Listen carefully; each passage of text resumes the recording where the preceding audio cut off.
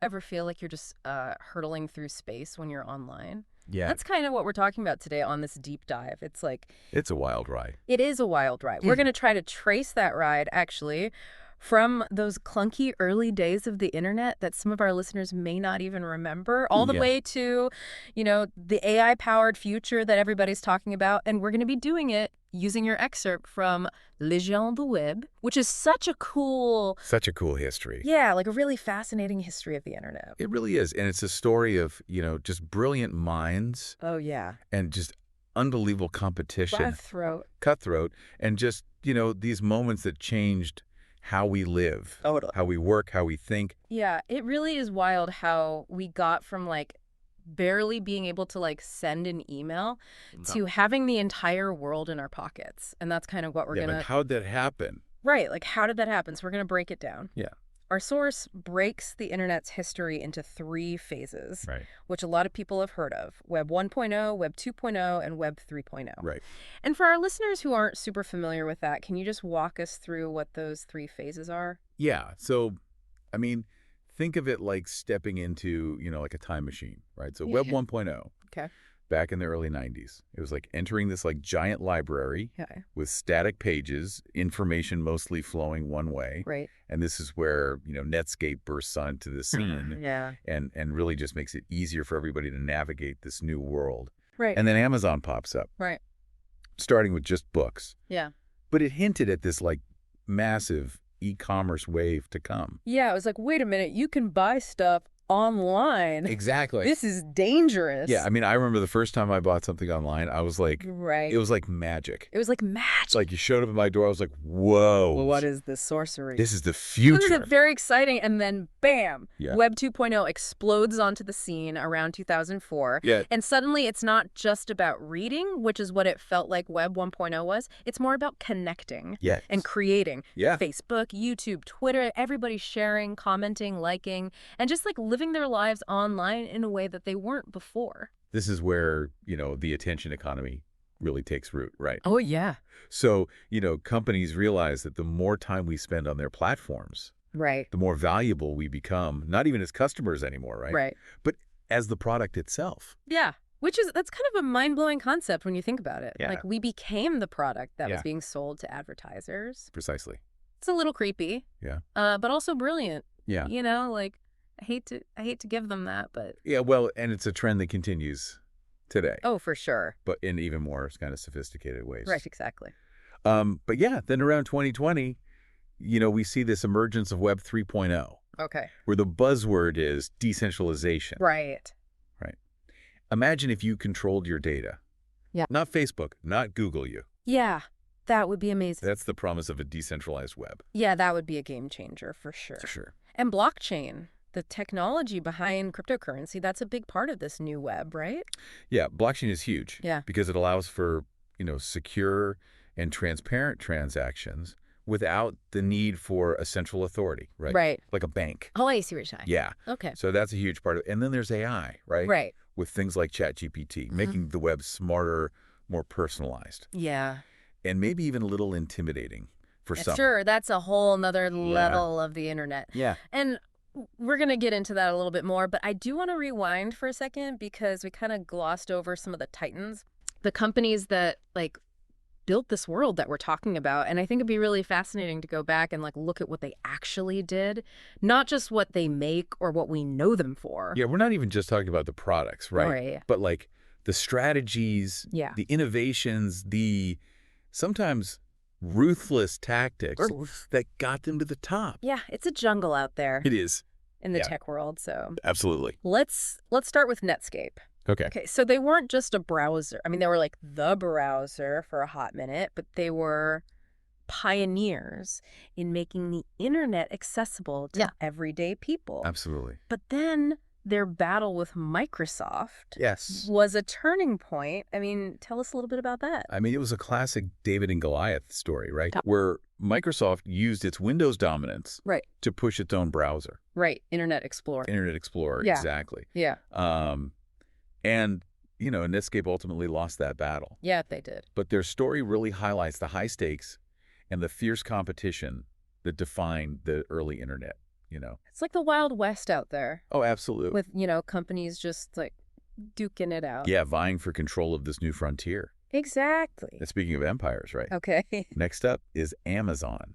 Okay. And we all know them as the everything store. Right. Who doesn't buy everything from Amazon? Exactly. I know, I do. But their journey from online bookseller to becoming the backbone of the internet is a masterclass in strategic thinking. Okay, wait. Backbone of the internet? Yeah. Now you're losing me a little bit. Okay. They sell me my socks. Yeah. How does that make them the backbone of the internet? That's just it, right. Okay. So they took their expertise in logistics, in moving physical goods around the globe, and applied it to the digital world with Amazon Web Services. You mean the cloud? Precisely. You mean like my photos and files are floating around in some Amazon server farm somewhere? Essentially, yes. Wow. So AWS provides the cloud computing power that fuels countless websites, apps, online services, you name it. Wow. They essentially became the landlord of the internet, renting out server space and computing power. That's brilliant. Brilliant. Really? Yeah. That's some next level thinking. Absolutely. And it just shows you how they, they were playing chess while everyone else was playing checkers. Totally. And then there's Google, our go-to for, well, everything. Everything. But their real genius lies in how they became synonymous with finding information online. Right. And it all comes down to this thing, called their PageRank algorithm. Right. Which, you know how when you search for something, Google just seems to magically surface the most relevant websites? It's a little creepy sometimes. How do they know that? Well, that's PageRank at work. Okay. It analyzes the vast network of links on the web to determine which websites are most authoritative and relevant for a given search. Huh. So they essentially cracked the code of the internet, and it's what solidified their, dominance. That's amazing. Yeah.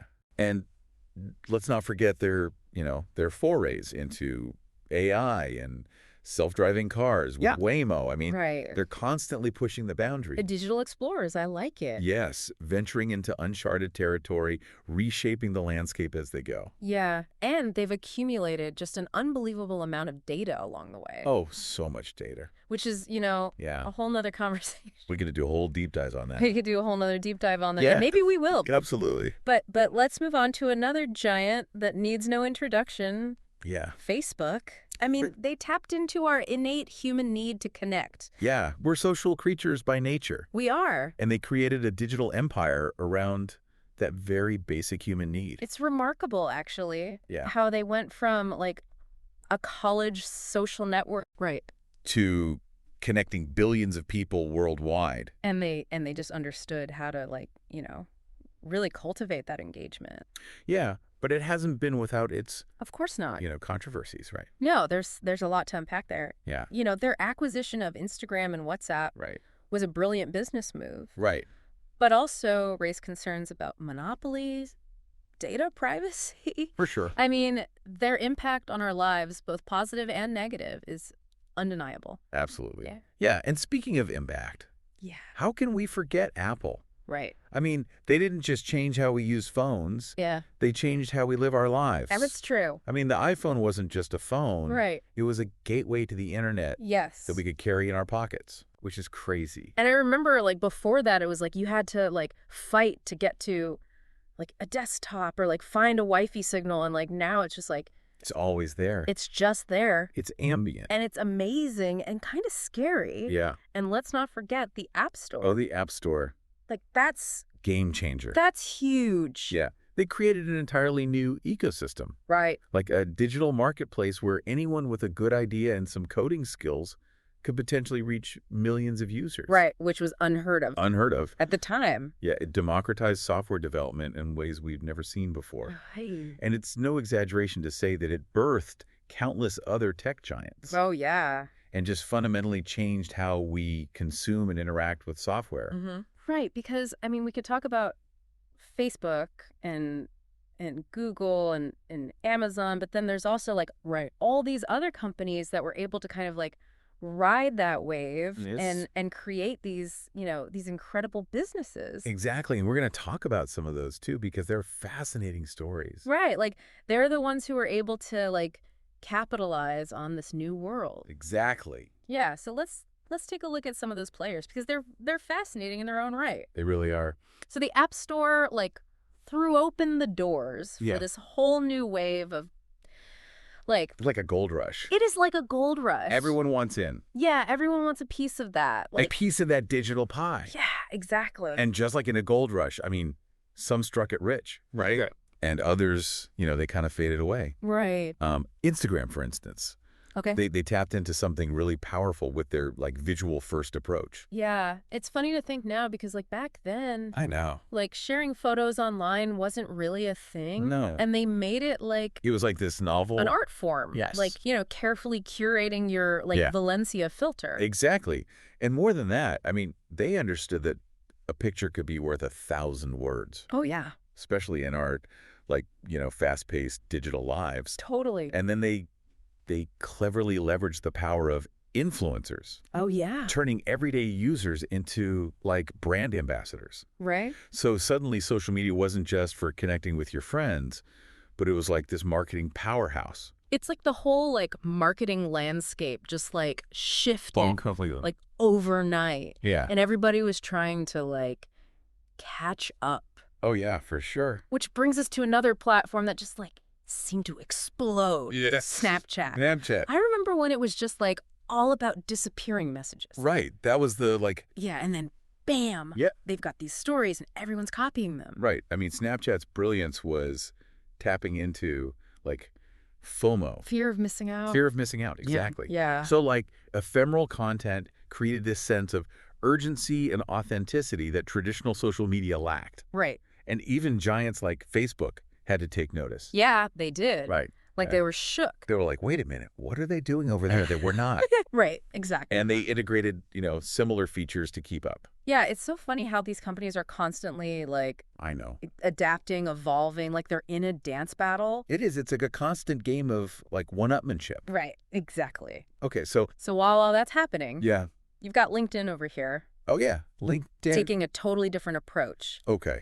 They focused on the professional world. Right? Right. Understanding that the internet wasn't just about, like, socializing. Okay. But also, like, advancing your career. Right. And it worked. Like, they became the place... They did. ...to go for networking, for job hunting, just for, like, building your professional brand. It's true. And they managed to stay relevant, which is a feat in itself in this, constantly evolving digital landscape. And speaking of staying relevant. Yeah. I mean, Twitter's ability to, like, adapt and evolve it's really remarkable. I mean, Twitter, gosh. They took brevity. It's like... Right. Limited characters. Limited characters. And turned it into a platform for real-time news, commentary, even, like, social movements. Right. I mean, that's where I go when I want to see, like, what everybody's freaking out about at any given moment. It's true. Like, that's my pulse of the internet right there. It's the town square of the internet. It is. For better or worse. For better or worse, for sure. Yeah. And then just when you thought you had a handle on the social media landscape. Right. You think you've seen it all. You think you've seen it all. Along comes TikTok. Oh, my gosh. TikTok. Yeah. Talk about a whirlwind that came out of... It was like, where did they come from? Nowhere. And completely changed the game. I mean, especially for, like, short form video and how, like, younger generations are consuming content. I mean, they were just perfectly positioned to capture the, like, ever decreasing attention spans of the internet generation. It's scary how short our attention spans are these days. I know. But they figured it out. They did. And their algorithm, I mean, it's constantly learning, it's adapting, it's scarily good at serving up content tailored to your specific interests. I know. I'm like, it's impressive, but it's also like, how did they know that? It's a little unsettling. It's a little unsettling, but also very impressive from a tech standpoint. Oh, absolutely. It's incredible what they've done. So, okay. Yeah. We've got all that going on. We've got all of that. The original, like, Facebook and Google and Amazon. The big dogs. But now this is where it gets really crazy. Okay. OpenAI. Yeah. I mean, ChatGPT is like, it's like something out of science fiction. It's wild, isn't it? It's like an AI that can, like, write code. Yeah. And compose music. And have a conversation. Yeah. Like a surprisingly human-like conversation. Like The first time I used it, I was blown away. It's pretty mind-blowing. Like, it's both really exciting, but also, like, what does this mean for the future? It's a little intimidating. It is intimidating. It is, What are we going to do? Yeah, well, and it raises these questions of, job displacement. Right. Algorithmic bias, right. Even the very nature of intelligence and consciousness. Right. It's like, what does it even mean? Exactly. If we're human. Human in this crazy digital world. In this digital age, right. Right. So, yeah. Wow. Okay. So we covered a lot of ground here. We did. From like, clunky browsers to AI that can write poetry. I know. It's a lot. It's amazing. It happened kind of fast, actually, when you think about it. It did happen really fast, like a blink of an eye. In a blink of an eye. And I'm kind of curious now, looking back at all these companies, like, what were the common threads? Okay. Like, what allowed them to not just survive, right, but, like, thrive in this constantly evolving, like, digital landscape? Right, because it's not easy. It's not easy. It's like we've been on this like whirlwind tour of the internet's greatest hits. That's a wild ride. And now I'm kind of wondering, like, what's the encore? Right. Like, what comes after AI that can write sonnets and social media that knows us better than we know ourselves? Yeah, I mean, if there's one thing we've learned from this deep dive, it's that the internet has a way of, like, exceeding even our wildest expectations. Right. So predicting the future is kind of a fool's game. For sure. But we could certainly explore some of the emerging trends and technologies that are, shaping the digital landscape as we speak. Yeah, okay, so no crystal ball, but we can, like, put on our speculative goggles. Speculative goggles, exactly. And, like, speaking of things that we're trying to see into the future with Metaverse, it's like... Oh, the Metaverse. The buzzword on everyone's lips. But is it really, like, the next evolution of the internet, or is it just kind of a passing fad?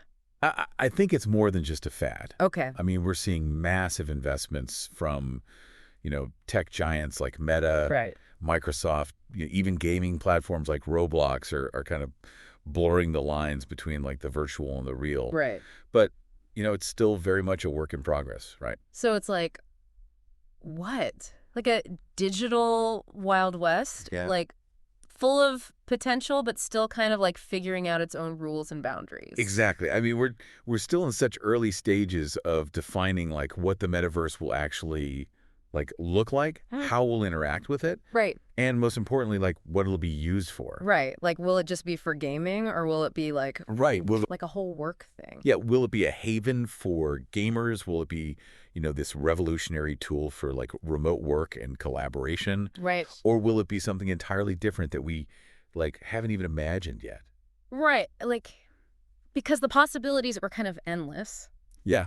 It's exciting. It is exciting, but I have to say, like, part of me is still a little hesitant about, like, strapping on a VR headset and just, like, disappearing into this virtual world. Yeah. It all feels very Black Mirror to me. I understand the hesitation, and that's an important point to consider with any emerging technology, right? Okay. Is, like, the potential downsides and unintended consequences. Right. We have to think about those. We can't just get, like, swept up. Exactly. Yeah, we need to kind of, like, approach it with a healthy dose of skepticism, critical thinking for sure. Yeah, and speaking of risks and challenges, we have to talk about AI. Oh yeah. I mean, we've danced around it. We've been skirting around it. We've been skirting around it, but like it's here. It's here. Like it's already transforming industries. It's transforming aspects of our lives. But like, where do we go from here? Right. Are we all going to be replaced by robots, or is AI going to like become our benevolent overlords? Like, what's the deal? I mean, the reality, as with most things, is probably somewhere in between, right? Okay. So, AI definitely has the potential to automate a lot of the tasks that we currently do. Right.